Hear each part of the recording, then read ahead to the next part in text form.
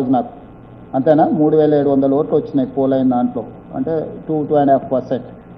ఆ రోజు ఇంతకంటే ఎక్కువ తిరిగిన హుజూర్ నగర్లో ఉత్తమ్ కుమార్ రెడ్డి గారు రాజీనామా చేసినప్పుడు 5 రోజులు అక్కడనే ఉండి చేసిన. నాగార్జున సాగర్లో ఉప ఎన్నికలు వచ్చినప్పుడు జానారెడ్డి గారి ఎన్నికలలో అంతే తిరిగిన. మునుగోడులో డిపాజిట్ రాకపోయినా ఆ రోజు అంతే తిరిగిన. నాకు ఏ ఎన్నికైనా కాంగ్రెస్ పార్టీని గెలిపించుకోవడమే ప్రాధాన్యత. నాకున్న శక్తి అంతా పెట్టి ప్రచారం చేయడం నా అలవాటు.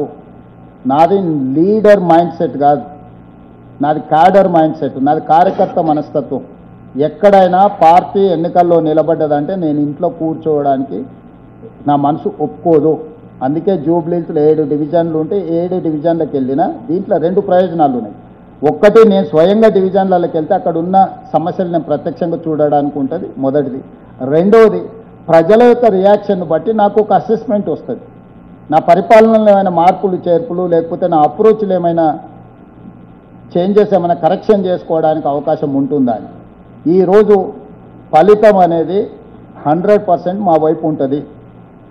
ఎందుకు అంటే ప్రజల్ని నేను అసెస్ చేసిన. నీకు ముఖ్యంగా తెలుసు 2023 ఎన్నికల కంటే 6 నెలలో 8 నెలల ముందో ఏ ఎన్నికల్లో మీకు డిపాజిట్లు రావడం లేదు. మీరు ఏకంగా అధికారంలోకి వస్తామని చెప్తున్నారు. ఎట్లా నమ్మాలని మీరే అడిగినారు. నాకు గుర్తున్నంత వరకు నీకు పేపర్ ఇచ్చిన రాసుకో అని. మరి ఆ పేపర్ దాచిపెట్టినో లేదో గుర్తుందా? చెప్పానా 64 సీట్లు గ్యారెంటీకి వెళ్తాం, 64, 65 అని చెప్పిన. బీజేపీ సింగిల్ డిజిట్కు పరిమితం అవుతుందని చెప్పిన. ఎంఐఎం 7 గెలుస్తుందని చెప్పిన. మిగతా బీఆర్ఎస్కి వస్తాయని చెప్పిన. ఇదే రాపించిన మీతోటి. ఒక్క సీట్ అయినా ఫరక్ వచ్చిందా? 2024 పార్లమెంట్ ఎన్నికలప్పుడు 240 కంటే ఒక్క సీటు దాటది బీజేపీ అని చెప్పిన. నేషనల్ మీడియా ఇంటర్వ్యూలో ఓపెన్గా చెప్పిన పబ్లిక్లో. అంటే నాకు ఎక్కువ ప్రజలకు పోతా కాబట్టి ప్రజల యొక్క ఆలోచనను నేను కొంత అంచనా వేసుకోగలుగుతాను. నేను ఇంట్లో కూర్చొని మనల్ని పొగిడే వాళ్ళు లేకపోతే మనం డబ్బులు ఇస్తే మనకు అనుకూలంగానే మనకు సమాచారం ఇచ్చేవాళ్ళను ఒక అంశం కిందనే పరిగణిస్తాను. నేను ప్రజలతో కనెక్ట్ అయి ఉంటా. ప్రజలతో కనెక్ట్ అయి ఉండడానికి నేను ప్రయత్నం చేస్తా. నేను దీంట్లో ఏమీ వెనక్కిపోవడం లేదు. నేను కార్యకర్తను కాబట్టి కాంగ్రెస్ ఎక్కడి నుంచున్నా గల్లీ గల్లీ తిరుగుతా. అవసరమైతే డోర్ టు డోర్ కూడా చేస్తా. సెక్యూరిటీ వాళ్ళు అలో చేయనందుకు డోర్ టు డోర్ చేయలేరు, కానీ లేకపోతే డోర్ టు డోర్ కూడా చేస్తాను. వయసు ఉంది, ఓపిక ఉంది, ఇతర వ్యాపకాలు ఏం లేవు. ఆ సమయం అంతా ప్రజల కోసమే కేటాయిస్తా. సార్ అప్పుడు సిపిఐ ఒక్క నిమిషం ప్లీజ్ కూర్చో. మీరు అప్పుడు సిపిఐ కూడా ఒక సీట్ వస్తున్నారు, నిజంగా వచ్చింది. ఈశ్వర్ రెడ్డి గారు, తర్వాత జకీర్ గారు. Last question sir. Eshwar Reddy sir, first క్వశ్చన్కి కంటిన్యూషన్ నేను అడిగేది. అయితే పీసీ ఘోష్ కమిషన్ నివేదిక ఇచ్చిన తర్వాత మీరు యాక్షన్ తీసుకోకుండా బాల్ని సిబిఐ కోర్టుకు పంపించారు. అసెంబ్లీ నిర్ణయం కాబట్టి అక్కడికి పంపించామని మీరు చెప్పవచ్చు. కానీ కంట్రోల్ బై సెంట్రల్ గవర్నమెంట్ కాబట్టి మీరు ఏ విధంగా సిబిఐని విశ్వసిస్తున్నారు అనేది ఫస్ట్ క్వశ్చన్. అండ్ ఇంకో సెకండ్ క్వశ్చన్ ఏంటంటే, బీజేపీ మీకు 8 లోక్సభ సీట్లు వచ్చాయి, బీజేపీకి 8 లోక్సభ సీట్లు వచ్చాయి. అంటే మీతో సమానంగా మేము కూడా తెలంగాణలో సగం శాతం స్టేట్లో మేము విస్తరించాము అని చెప్తున్నారు. దాన్ని ఏ విధంగా మీరు? నేను ఈశ్వరరెడ్డి గారు, మీరు ఒక విషయాన్ని పరిగణలోకి తీసుకోవాలి. కొన్నిసార్లు చట్టాలలో మార్పులు వస్తుంటాయి. ఆ మార్పులు వచ్చిన చట్టాన్ని మీరు పరిగణలోకి తీసుకోవాలి. 2018లో ప్రివెన్షన్ ఆఫ్ కరప్షన్ యాక్ట్ని అమెండ్ చేశారు. Prevention of corruption act, corruption ప్రాక్టీసెస్లో ఇన్వాల్వ్ అయిన any elected representative, minister or chief minister or any MLA, వాళ్ళ మీద చర్యలు తీసుకోవాలంటే ప్రాథమిక విచారణకు గవర్నర్ గారు అనుమతి తీసుకోవాలి. అరెస్టు చేయాలంటే గవర్నర్ గారు అనుమతి తీసుకోవాలి. ఛార్జ్షీట్ వేయాలంటే గవర్నర్ గారు అనుమతి తీసుకోవాలి. దానికి ఉదాహరణనే ఫార్ములా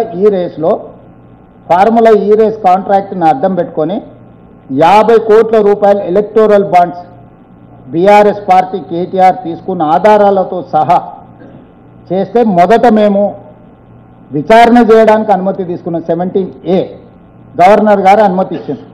కంప్లీట్ విచారణ చేసినాక యాంటీ కరప్షన్ బ్యూరో డీటెయిల్తో సహా మొత్తం నివేదిక తయారు చేసి గవర్నమెంట్కి ఇస్తే గవర్నర్ గారి అనుమతికి లేఖ రాసింది.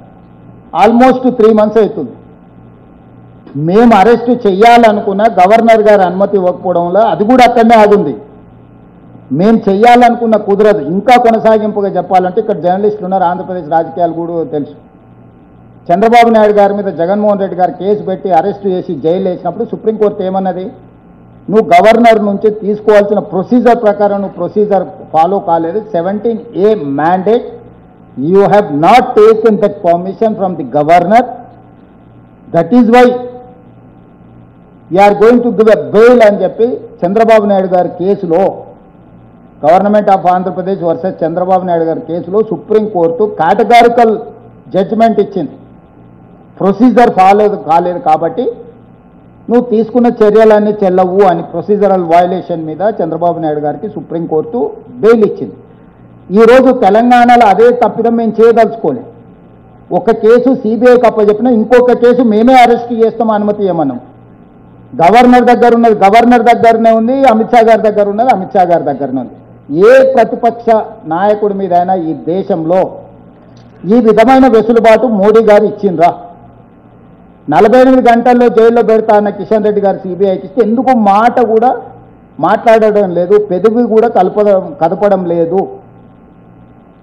దీన్ని బట్టి మీరు అర్థం చేసుకోండి, చట్టం మేము అది వివిధ సంస్థలు, వివిధ రాష్ట్రాలు, వివిధ దేశాలకు సంబంధించిన అంశాలు ఇన్వాల్వ్ అయి ఉన్నాయి కాబట్టి కాళేశ్వరం సిబిఐకి ఇచ్చినాం.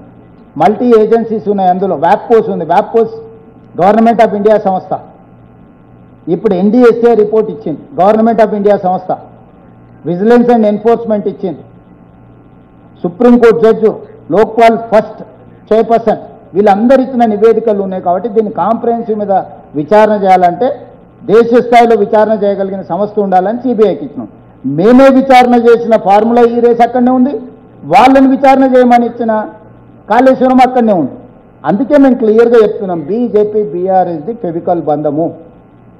ఇది విలీనానికి ఒక కొలబద్దగా పెట్టుకొని ముందుకెళ్తున్నారు. ఇది లిట్మస్ టెస్ట్, వీళ్ళు సహకరించుకుంటే కాంగ్రెస్ను ఓడిస్తామా ఓడియమా అని ఒక ఎక్స్పెరిమెంట్ చేయడానికి జూబ్లీ హిల్స్ను వేదికగా చేసుకున్నారు. ఎందుకు బీఆర్ఎస్ మీద అగ్రెసివ్గా ఫైట్ చేసే ధర్మపురి అరవింద్ను జూబ్లీ హిల్స్లో క్యాంపెయినింగ్కు పిలవలేదు? ఎందుకు ఆఖరి నిమిషం వరకు బండి సంజయ్ గారిని రానియలేదు? ఎందుకు పక్కనే ఉంటాడు విశ్వేశ్వరరెడ్డి, ఆయన జూబ్లీ హిల్స్లోనే ఉంటాడు. విశ్వేశ్వరరెడ్డిని ఎప్పుడైనా రానిచ్చిందా?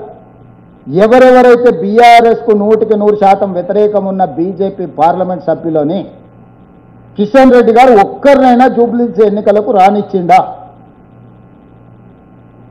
ధర్మపురి అరవింద్ అయితే అగ్రెసివ్ స్పీకర్ కదా, బీఆర్ఎస్ మీద ఒంటికాల మీద లేస్తాడు కదా. మిత్రుడు విశ్వేశ్వరరెడ్డి గురించి నేను చెప్పాల్సిన పని లేదు కదా. బండి సంజయ్ కూడా ఆఖరి నిమిషంలో పదే మేము మాట్లాడిన తర్వాత రానిచ్చిండ్రు కదా. ఇట్లా బీజేపీలో బీఆర్ఎస్ పొడగిట్టని నాయకులు ఎవరైనా జూబ్లీ హిల్స్ ఎన్నికల ప్రచారంలో పాల్గొన్నారా? చిన్న ఎన్నికలు, కౌన్సిలర్ ఎన్నికలు, సర్పంచ్ ఎన్నికలకు యోగి ఉత్తరప్రదేశ్ ముఖ్యమంత్రిని తెచ్చారు, గుజరాత్ ముఖ్యమంత్రిని తెచ్చారు, నరేంద్ర మోడీని తీసుకొచ్చారు, అమిత్ షాని తీసుకొచ్చారు, కర్ణాటక ముఖ్యమంత్రి, ఇట్లా ఎన్నో ముఖ్యమంత్రులను తీసుకొచ్చి ప్రచారం చేశారు. మీరే గత సాక్షి. జూబ్లీ హిల్స్లా ఒక్క పిట్టనైనా వచ్చి వాలిందా బీజేపీది? ఎందుకు తీసుకొస్తలేడు కిషన్ రెడ్డి గారు? మీరు చెప్పండి. యోగిని ఎందుకు తీసుకురాలి? హిమంతా బిశ్వ శర్మని ఎందుకు తీసుకురాలి? అస్సాం చీఫ్ మినిస్టర్ని. ఇప్పుడు రేఖా గుప్తాని ఢిల్లీ ముఖ్యమంత్రి గారిని ఎందుకు పిలవలే? ఎందుకు కిషన్ రెడ్డి ఒక మహిళకు కూడా మంత్రి అయ్యలేదని అడగలేదు? ఎందుకు కిషన్ రెడ్డి అక్కడ కాళేశ్వరం అవినీతి మీద మాట్లాడడం లేదు? ఎందుకు కిషన్ రెడ్డి బీఆర్ఎస్ ఫార్ములా ఈ రేస్ మీద మాట్లాడతలేడు? ఎందుకు కిషన్ రెడ్డి సెక్రటేరియట్లో గూళ్ళో కొట్టిన మందిరం గురించి మాట్లాడతలేడు? మందిరం పట్టా మాదే అంటారు కదా బీజేపీ వాళ్ళు. సెక్రటేరియట్లో బోనాలు తీసుకునే దేవతను, 100 ఏళ్ల పైన ఉన్న దేవతను అక్కడి నుంచి తొలగిస్తే మాట్లాడిండ కిషన్ రెడ్డి గారు? అప్పుడు కానీ ఇప్పుడు కానీ ఎప్పుడైనా కానీ? సో దీన్ని బట్టి మీరు అర్థం చేసుకోండి. నేను చెప్పేది ఏంటంటే ఇది సినిమా ఇంకా ఇంటర్వెల్ కూడా రాలేదు. కాకపోతే సినిమా ఎటుపోతుందో ఒక డైరెక్షన్ మనకు అర్థమవుతున్నది. జకీర్ గారు ఒక నిమిషం, జకీర్ గారు సెకండ్ ఏం అడిగారు? సార్ నమస్తే సార్. మంచిదే కదా. ఇప్పుడు కూడా చెప్తున్నా, హిందువులంతా మా కోటేమని బండి సంజయ్ గారు అన్నారు. డిపాజిట్ పోతే హిందువులు వాళ్ళతో లేరని ఒప్పుకున్నట్టే కదా. ఇప్పుడు డిపాజిట్ వస్తే ఆఫ్ కాదు, మొత్తం ఈ దేశమే కాదు, పక్క దేశం బంగ్లాదేశ్, పాకిస్తాన్ కూడా గెలిచినట్టే బీజేపీ వాళ్ళు. డిపాజిట్ తెచ్చుకోమని ఎట్లనే చేసి జూబ్లీ హిల్స్లో. జకీర్ గారు నమస్తే సార్. జూబ్లీహిల్స్ ప్రజల నుంచి కొన్ని డిమాండ్స్ ఉన్నాయి, అంటే కొన్ని విజ్ఞప్తులు ఉన్నాయి. ఒకటి ఇందులో ప్రధానంగా అడ్వాన్స్డ్ టెక్నాలజీ సెంటర్ యూనిట్ ఒకటి పెట్టాలని వాళ్ళు అడుగుతున్నారు. అట్లాగే అక్కడ యూత్ కోసం ఇది, తర్వాత ఉమెన్ అండ్ అంటే వితంతువులు అట్లాగే సింగిల్ మహిళల కోసం department of handloom and textiles ద్వారా ఏదైనా ఒక సంస్థను పెట్టాలని కోరుతున్నారు. అట్లాగే జూబ్లీహిల్స్ కాన్ఫరెన్స్లో ఉమెన్స్ డిగ్రీ కాలేజ్ ఒక డిమాండ్ ఉంది చాలా కాలంగా. అండ్ ఏరియా హాస్పిటల్ కూడా జూబ్లీహిల్స్ కాన్ఫరెన్స్లో కావాలంటున్నారు. జకీర్ గారు మీరు క్వశ్చన్ విజ్ఞప్తులు కాదు. సో డెఫినెట్ గా జకీర్ గారు ఏటీసీ ఇప్పుడే మంజూరు చేస్తున్న అడ్వాన్స్ టెక్నాలజీ సెంటర్ మీరు చెప్పారు, ఇమ్మీడియట్ గా మంజూరు చేస్తున్న ఈ వేదిక మీద నుంచి నేను చెప్తున్నా. మిగతా నేను డిపార్ట్మెంట్ కి మీరు ఒక చిన్న చిట్టి పంపండి. ఆ ఏమేమి ఇష్యూస్ ఆల్రెడీ స్కూల్స్ కోసం నర్సరీ నుంచి 12th క్లాస్ వరకు సినీ కార్మికులు అక్కడ ఉన్న వాళ్ళకు బ్రేక్ఫాస్ట్ లంచ్ కూడా పెట్టి మంచి స్కూల్ పిల్లలకు గవర్నమెంట్ మంచి ఎడ్యుకేషన్ ఇస్తామని చెప్పినాం. ఇతర మీరు మెడికల్ అండ్ హెల్త్ ఇష్యూలో చెప్తున్నారు. ఉమెన్ డిగ్రీ కాలేజ్ అంటే సిటీలో చాలా కాలేజీలు ఉన్నాయి, ఒక్కొక్క ఏరియాలో కాలేజ్ పెట్టడం వల్ల కొన్నిసార్లు ఫీజిబిలిటీ ఉంటున్నది ఉండలేదు. నిజంగా అక్కడ పిల్లలు వచ్చి చదువుకుంటారంటే మాకేం అభ్యంతరం లేదు. డెఫినెట్గా వీటన్నిటిని కూడా పరిగణలోకి తీసుకొని జూబ్లీహిల్స్ డెవలప్మెంట్కు మేము సహకరిస్తాం. ఎమ్మెల్యే ఉంటే నవీన్ యాదవ్ రెగ్యులర్గా జకీర్ గారికి శ్రమ లేకుండా అప్పుడు నవీన్ యాదవ్ ఈ సమస్యలన్నిటి మా దృష్టికి తెస్తాడు.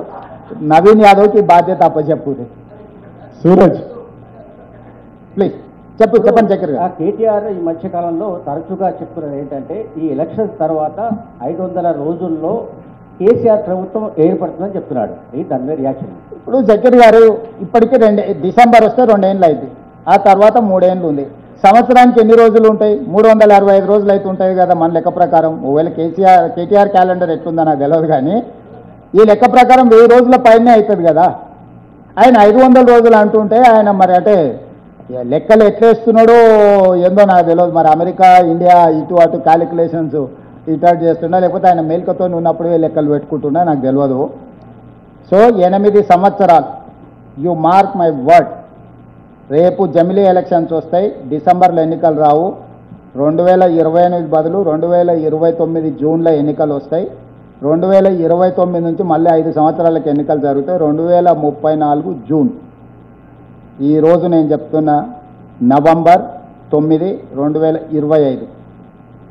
2034 జూన్ నెల వరకు కాంగ్రెస్ పార్టీ తెలంగాణలో అధికారం ఉంటుంది. ఇప్పటివరకు నేను చెప్పింది నిజమని నమ్మిన వాళ్ళందరూ దీన్ని అంచనా వేసుకొని ముందుకు వెళ్ళండి. 10 సంవత్సరాలు టీడీపీకి ఇచ్చారు, 10 సంవత్సరాలు కాంగ్రెస్కి ఇచ్చారు, 10 సంవత్సరాలు చంద్రశేఖరరావుకి ఇచ్చారు, 10 సంవత్సరాలు మళ్ళీ ప్రజలు మాకు అధికారాన్ని ఇస్తారు. ఈ 10 సంవత్సరాలలో 100 సంవత్సరాలకు కావాల్సిన అభివృద్ధిని ప్రణాళికల్ని మేము రచిస్తాం, ముందుకు తీసుకెళ్తాం. 2004 నుంచి 2014 వరకు ఏదైతే అభివృద్ధి జరిగి ఆగిపోయిందో ఆ అభివృద్ధి కొనసాగింపే 2024 నుంచి 2034 ఎక్స్టెన్షన్ ఆఫ్ ఓల్డ్ డెవలప్మెంట్. అది మెట్రో కావచ్చు, గోదావరి జలాలు కావచ్చు, ఫ్యూచర్ సిటీ కావచ్చు, మూసీ రివర్ డెవలప్మెంట్ కావచ్చు, రీజనల్ రింగ్ రోడ్ కావచ్చు, లేకపోతే ఫ్యూచర్ సిటీ నుంచి మచిలీపట్నం పోర్ట్కి డెడికేటెడ్ ఎక్స్ప్రెస్ హైవేస్ కావచ్చు, శ్రీశైలం హైవే కావచ్చు, bullet train Bengaluru to Hyderabad, Hyderabad to Chennai via Amaravati bullet train కావచ్చు.